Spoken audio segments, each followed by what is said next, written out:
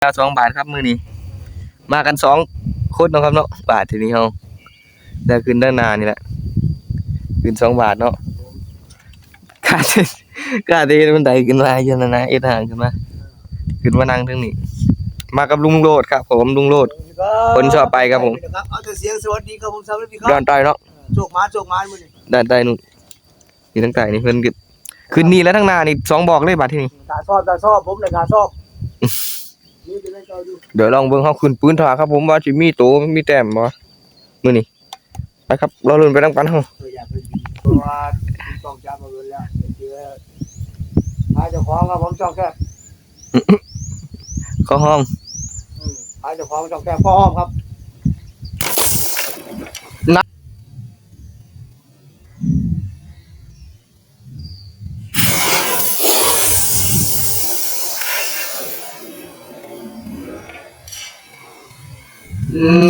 นกลางลำไหมกลางลำไหมโดนกลางอากาศมิดจัดอุ้ยโอ้รอดลูกดอกแล้วว่าปีกันโอ้รอดแล้วว่าปีไก่โดนกลางอากาศอุ้ยอะไรวะอุ้ยไก่โอ้ยยิงอยู่กับรอดไปโอ้บ่ถึกจักคนเลยโดนกลางอากาศโอ้พลาดโดนนั่นผู้ชมเว้ยพลาดได้ดับโชคกี่นี่โอ้โหว่ามันกลางอากาศดูดาวเลย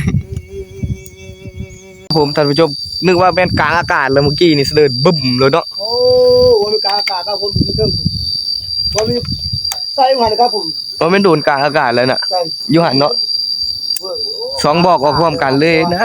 ลูกพุ่งไปหัน2 ลูกพุ่งไปหันนะครับลูกนึงทำผลอีกนิดเดียวครับนิดเดียว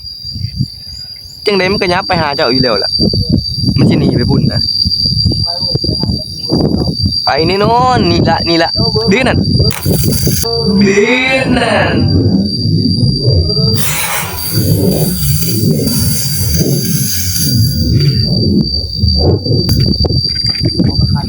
โอ้โหท่านผู้ชมเอ้ยพี่น่ะยิ่งลัดตาป่าเนาะ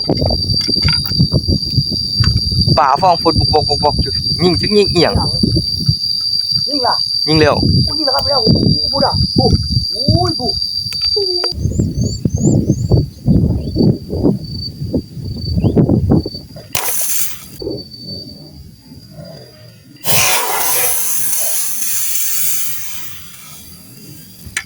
โดนไหมท่านผู้ชม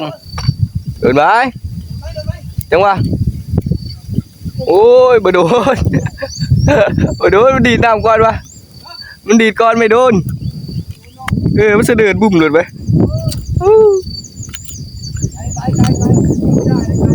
ไก่ไปแม่นแล้วโอ้ผ่าท่านผู้ชมไก่มันเสด็จมันคลายพ่อแล้วมันเสด็จเนาะ